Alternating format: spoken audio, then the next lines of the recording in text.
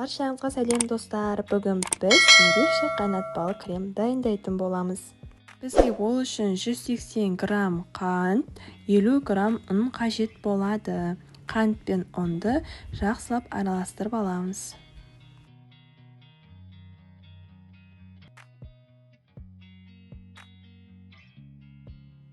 Біз сүтімізді 500 мг қылып аламыз. Соның тек 250 мг ғана алып, қант пен ұнға араластырып аламыз. Түйіршіктер қалдырмай, жақсылап араластыратын боламыз.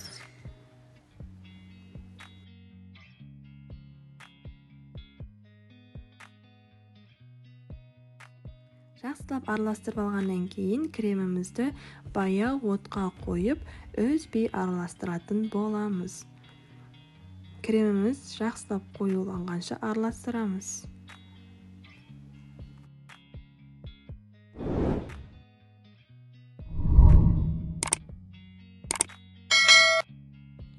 Крем шамалы қоюланғаннан кейін қалған 250 мг сүтімізді құятын боламыз. Мінекей креміміз жақсылап қоюланды. Енді осының үстіне сары майымызды саламыз. Ендігі кезекте сары майымыз ерігенше жақсылап араластырамыз. Мінекей біздің креміміз дайын болды. Өте керемет, бір қалыпты крем болып шықты. Енді біз кремімізді алып, табағынан бөлек ыдысқа аударып алатын боламыз. Кремімізде суы үшін.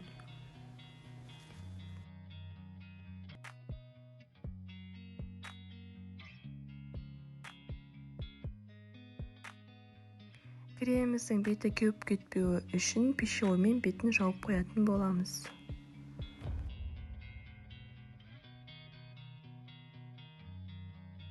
Мінекей достар, біздің креміміз дайын болды. Кез келген форманы ұстай алатын өте дәмді крем. Сізге ұнаған болса, менің каналыма тіркеліп лайк баса кетіңіздер.